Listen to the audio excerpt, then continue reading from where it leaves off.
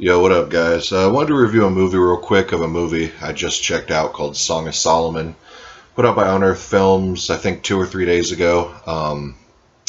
This is the third entry in the American Guinea Pig franchise. The first being a Bouquet of Guts and Gore and Blood Shock, which me and my podcast did a commentary on for those two, so I'll link those below if you want to check those out. But we will be doing a commentary on this one too, for sure, so look out for that. But essentially, this is, if you know about the American Guinea Pig series, you know it's mainly about the gore and stuff, and there's not really that much reliance on a storyline, but this one right here definitely is the most cinematic and story-driven American Guinea Pig film in the American franchise or the original series of films.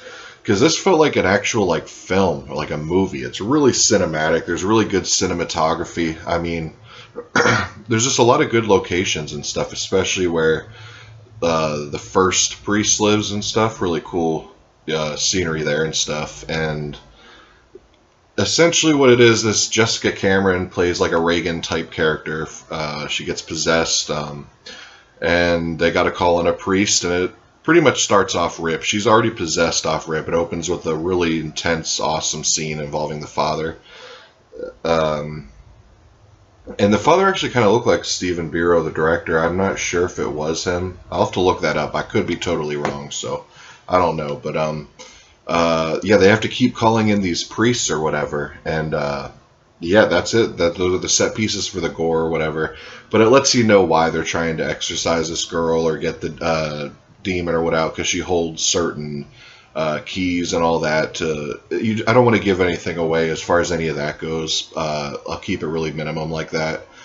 Just because there are some twists and turns in this that are really badass and I didn't see coming at all. And I knew from the cover, from one of the Indiegogo covers, that there's some scene involving her puking up guts or whatever, and it's an intense scene. It's definitely, I want to say it's my favorite scene, but there's a scene towards the end, right before the end, that I may like a little better. When you see it, you'll know exactly what I'm talking about. But there was kind of a little twist at the end too that I wasn't expecting or didn't see coming. So you know, props on Stephen Biro and whoever wrote this for, written by Stephen Biro too. Yeah, so props on him, because, you know, to give me like a little twist ending I don't see coming at all, you know, at the end of an American Guinea Pig film, or Guinea Pig film in general, is really dope. And then, you know, on to Marcus Cook's effects. They're insanely good, insanely brutal, gory. Definitely has so many like gore shots that I've never seen in movies before. Pretty much all of them. I mean, one of the priests, there's like a street trash vibed like melting scene, but the way it was done was better than street trash. It was just really badass effects. That whole, every gore scene is it kind of makes you like a little uneasy. The first one was really badass. What happens to the father? Like I said, I don't want to give anything away. And the dude on the cover, I don't want to give anything away with that, but he definitely has an interesting turn in the movie. Yeah, but there's a birth scene too. That's all I'm going to say. Probably my favorite scene in the movie. Awesome gore. And there's some nice touches with that make it extra disgusting. So yeah, you know, I'll leave the story as far as all that goes. This is definitely my favorite Guinea Pig film out of the original franchise or the American Guinea Pig franchise, just because I love the story. It was really cinematic, you know.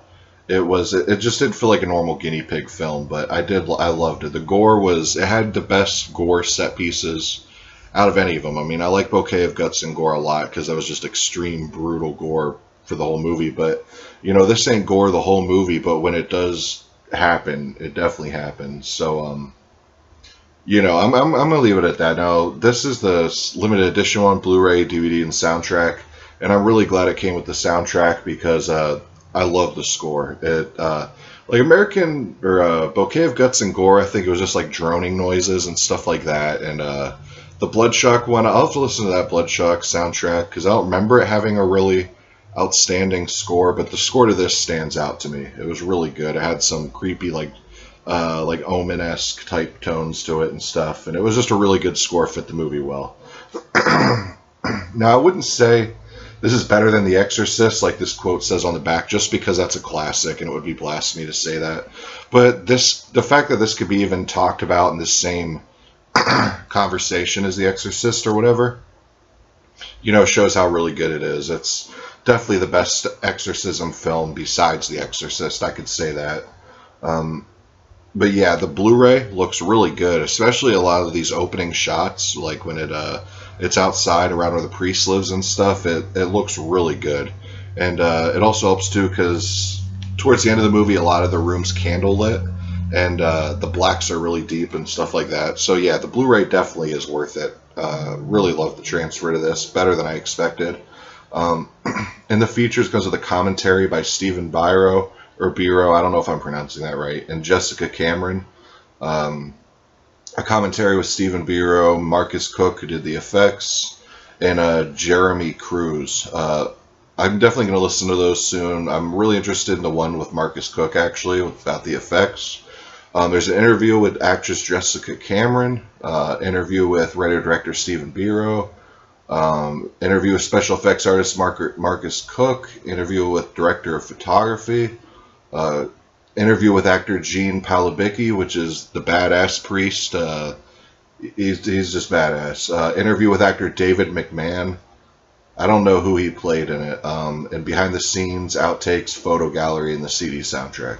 So yeah, I mean, you could buy the single disc Blu-ray over at Unearthed Films or Grindhouse for like $17, and I think this is $25. I think is what I got it for. But yeah, definitely, if you're gonna pick up any kind of exorcism movie this year, make it this one for sure. I mean, for sure.